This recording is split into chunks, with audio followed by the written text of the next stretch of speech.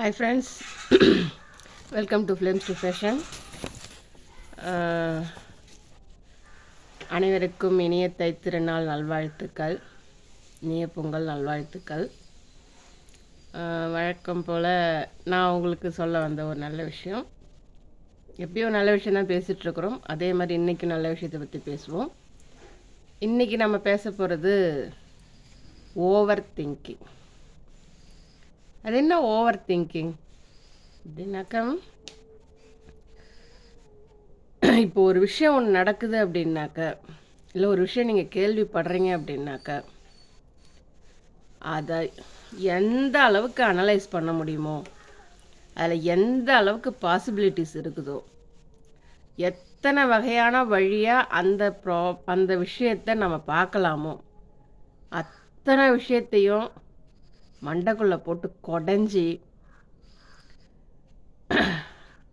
நமக்குள்ளே நடக்கிற ஒரு போர் தான் ஓவர் திங்கிங். அது உள்ளே அப்படியே ஒரு பெரிய கலவரமே நடக்கும், நிறைய அனலைசேஷன் நடக்கும், நிறைய ஜட்ஜ்மெண்ட் நடக்கும், எல்லாமே உள்ளே நடக்கும். ஆனால் வெளியில் எதுவுமே தெரியாது, அப்படியே இப்படியே இருப்போம். ஆனால் உள்ளுக்குள்ளே அவ்வளோ நடந்துகிட்ருக்கும், ஒரு யுத்தமே உள்ளுக்குள்ளே நடந்துகிட்ருக்கும். அதுக்கு பேர் தான் ஓவர் திங்கிங் அப்படின்றது. யூஸ்வலாக இந்த ஓவர் திங்கிங் அப்படின்றது வந்து வாட் இஃப்ஸ் அப்படின்ற ஒரு ட்ராப்பில் நம்ம மாட்டிக்கிறோம். அப்படின்னாக்கா என்ன அப்படின்னாக்கா, இப்போ நமக்கு ஒரு விஷயம் நடக்குது அப்படின்னாக்கா, இது இப்படி நடந்துட்டா என்ன ஆகும், இது இப்படி நடந்தால் என்ன ஆகும், இது இப்படி நடந்தால் என்ன ஆகும் அப்படின்னு அந்த விஷயத்துக்கு எத்தனை பாசிபிலிட்டிஸ் இருக்குதோ அத்தனை பற்றியுமே யோசிக்கிறது, அத்தனை பற்றியுமே ஓவர் அனலைஸ் பண்ணுறது. அதில் தான் நம்ம மாட்டிப்போம். இது என்ன ஆகும் அப்படின்னாக்கா, நம்மளை ஒரு தெளிவான டிசிஷன் மேக்கிங்க்கு ஹெல்ப் பண்ணாது. நம்ம மைண்டை வந்து கிளாரிட்டியாக வச்சுக்கிறதுக்கு இது உதவாது. ஓகேங்களா? அடுத்து வந்து இது நம்ம மென்டல் ஹெல்த்தை ரொம்பவும் பாதிக்கும். இல்லாத ஒன்று, நடக்காத ஒன்று நடந்துருச்சுன்னா என்ன ஆகும், இப்படி நடந்துட்டா என்ன ஆகும், இல்லை இப்படி தான் நடக்க போகுது அப்படின்னு நமக்கு நாமே ஒரு லூப்பை க்ரியேட் பண்ணிவிட்டு அந்த லூப்புள்ளே மாட்டிக்கிறது தான் இந்த ஓவர் திங்கிங். நம்ம மென்டல் ஹெல்த்தை ரொம்பவும் பாதிக்கும் இந்த ஓவர் திங்கிங் அப்படின்றது. சரிங்களா? நானும் அப்படி தான் இருந்தேன். எது ஒன்றுனாலும் அதை எந்த அளவுக்கு அனலைஸ் பண்ண முடியுமோ ஓவர் திங்கிங் பண்ணி பண்ணி இந்த தம்மத்துண்டு பிரச்சனையை மாம்பெரிய பிரச்சனையாக ஆக்கி, அதனால் கோவப்பட்டு டிப்ரெஷன் ஆகி அன்சைட்டி அதிகமாகி வெளியில் ஆங்கர், ஷவுட்டிங் எல்லாமே இருந்துச்சு, என்கிட்டையுமே இருந்துச்சு. பட் இந்த ஓவர் திங்கிங்லேருந்து நான் கொஞ்சம் கொஞ்சமாக வெளியில் வர ஆரம்பித்தேன். அதுக்கு நான் ஃபஸ்ட்டு என்ன பண்ணேன் அப்படின்னாக்கா, இதுதான் ஓவர் திங்கிங் அப்படின்றத நான் கண்டுபிடிச்சேன். சரி, இதை எப்படி வெளியில் கொண்டு வரலாம்? உங்களுக்கே தெரியாமல் உங்களையே ஆட்கொண்டுக்கிட்டு உங்களுக்கு உள்ள மண்டைக்குள்ளே போட்டு குடஞ்சிட்டு இருக்கு இல்லைங்களா, அதை முதல்ல எழுதுங்க. நீங்கள் அதை வெளியில் யார்ட்டையும் காட்டணும்னு அவசியம் கிடையாது. எப்போல்லாம் நீங்கள் ஓவர் திங்கிங்கை ஃபீல் பண்ணுறீங்களோ, நடக்காத ஒன்றை நினச்சி நடந்துட்டால் என்ன ஆகும்னு பயந்து உங்களுக்குள்ளே நீங்களே ஒரு லூப்பில் மாட்டிக்கிறீங்களோ, அப்போ அதை எழுதுங்க. மைண்டில் என்ன இருக்கோ, என்ன தோணுதோ அதை அப்படியே எழுதுங்க. கொஞ்சம் நெஞ்சம் ஒளிவு மறைவே இல்லாமல் இந்த விஷயத்துக்காக நான் ஓவர் திங்கிங் படுறேன், இது வந்து என்னை இப்படி பாதிக்குது அப்படின்னு சொல்லிட்டு ஒரு பேப்பரில் எடுத்து எழுதுங்க. என்ன தோணுதோ எழுதுங்க. உங்கள் மைண்டில் யாராவது திட்டணும்னு நினைக்கிறீங்களா, இல்லை ஏதோ ஒன்று நடந்துருச்சா, அசம்பாவிதம் நடந்துருச்சா, இல்லை உங்களை யாராவது காயப்படுத்திட்டாங்களா, எதுவாக இருந்தாலும் எழுதுங்க. அதெல்லாம் வெளியில் நீங்கள் யார்ட்டையும் காட்டணும் அவசியம் கிடையாது. ஃபுல்லாக எழுதுங்க. நீங்கள் எழுத எழுத மண்டைக்குள்ளே இருக்கிறதெல்லாம் வெளியில் வரும். அப்போ வெளியில் வர வர என்ன ஆகும், அங்கே மைண்டு வந்து கொஞ்சம் கொஞ்சமாக அமைதியாகும். இது ஓவர் நைட்டில் நடந்துடாது, அதையும் சொல்கிறேன் நான். இதை நீங்கள் ப்ராக்டிஸ் பண்ணணும். ப்ராக்டிஸ் பண்ணும்போது தான் அந்த ஓவர் திங்கிங் கொஞ்சம் கொஞ்சமாக உங்களுக்கு குறைய ஆரம்பிக்கும். இன்னொன்று, இந்த ஓவர் திங்கிங் லூப்பில் நம்ம அதிகமாக மாட்டிக்க காரணம் என்ன தெரியுமா?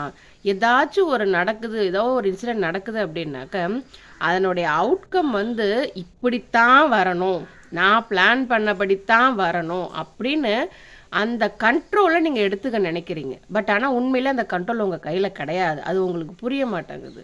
எது நடக்கணுமோ அது தானாக நடக்கும். அது நீங்கள் சொல்கிறபடி தான் நடக்கணும், நீங்கள் விரும்புகிறபடி தான் இருக்கணும்னு நினச்சிங்க அப்படின்னாக்கா கண்டிப்பாக இருக்காது. எந்த ஒரு சுச்சுவேஷனுமே அந்த ஒரு இதில் போகாது. அப்படி போகும்போது தான் நீங்கள் அந்த இன்சிடென்ட்டோடைய கண்ட்ரோலை வந்து உங்கள் கையில் ரொம்ப இறுக்கி பிடிக்க அது உங்கள் கண்ட்ரோலை விட்டு போயிடும். அது வந்து நமக்கு அப்போ புரிய மாட்டேங்குது. அது நமக்கு ஏதோ ஒன்று நம்ம கண்ட்ரோலை விட்டு போக போக என்ன ஆகும், நமக்கு கோபம் அதிகமாகும். நம்மளோட மென்டல் ஹெல்த் பாதிக்கும், நம்மளுடைய உடம்பு, நம்மளுடைய என்ன சொல்கிறது, ஹெல்த் இஷ்யூஸுமே பாதிக்கும்.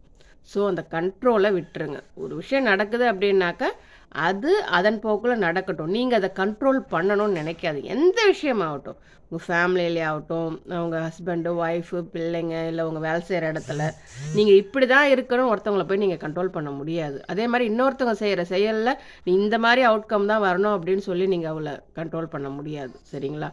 வர்றது வரத்தான் செய்யும், நடக்கிறது நடக்கத்தான் செய்யும். அது மாட்டு நடக்கட்டும்.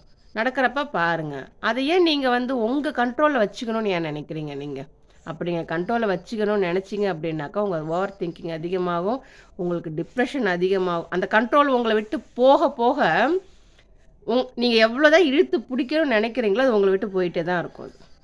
ஸோ அதை அப்படியே விட்டீங்க அப்படின்னாக்கா அந்த ஓவர் திங்கிங்லேருந்து நீங்கள் வெளியில் வரலாம்.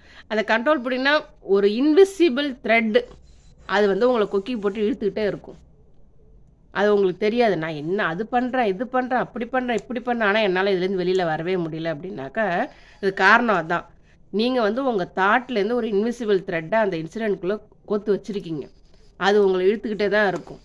ஸோ நீங்கள் அந்த கண்ட்ரோலை விட்டால் மட்டும்தான் அந்த இன்விசிபிள் தாட்லேருந்து உங்களால் வெளியில் வர முடியும். ஓகேங்களா?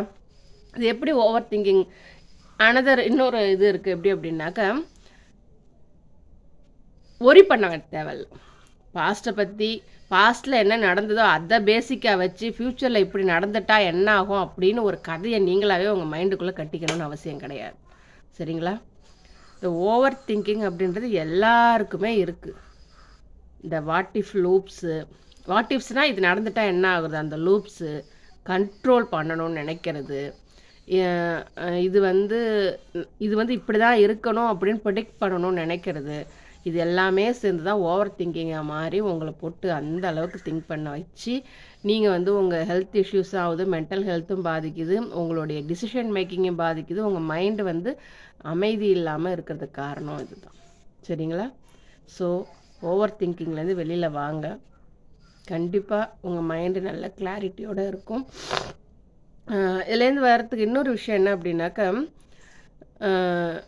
ப்ரெசண்ட்டை நாம் என்ஜாய் பண்ணணும். இப்போ நம்மக்கிட்ட என்ன இருக்குது அதை நாம் என்ஜாய் பண்ணணும். அதே மாதிரி இன்னொருத்தர் நான் எல்லாத்துலேயும் பர்ஃபெக்டாக இருக்கணும் அப்படின்னு நினைப்பாங்க. அது முடியாது. யாராலுமே பர்ஃபெக்டாக இருக்க முடியாது. சரிங்களா? இன்னொன்று சொல்கிறேன் கேளுங்க. You are imperfectly perfect. புரியுதுங்களா? இல்லை இப்படி எடுத்துக்கோங்க, யூ ஆர் பர்ஃபெக்ட்லி இம்பர்ஃபெக்ட். எப்படி? யூ ஆர் பர்ஃபெக்ட்லி இம்பர்ஃபெக்ட் அப்படின்னாக்க நீங்கள் எப்படி இருக்கீங்களோ அதுதான் நீங்கள். சரியா? அது பர்ஃபெக்டாக இருந்தாலும் சரி, இம்பர்ஃபெக்டாக இருந்தாலும் சரி, அதை பற்றி கவலையே படாதீங்க. நீங்கள் தான். சரியா? ஸோ ஓவர் திங்கிங்லேருந்து வெளியில் வாங்க.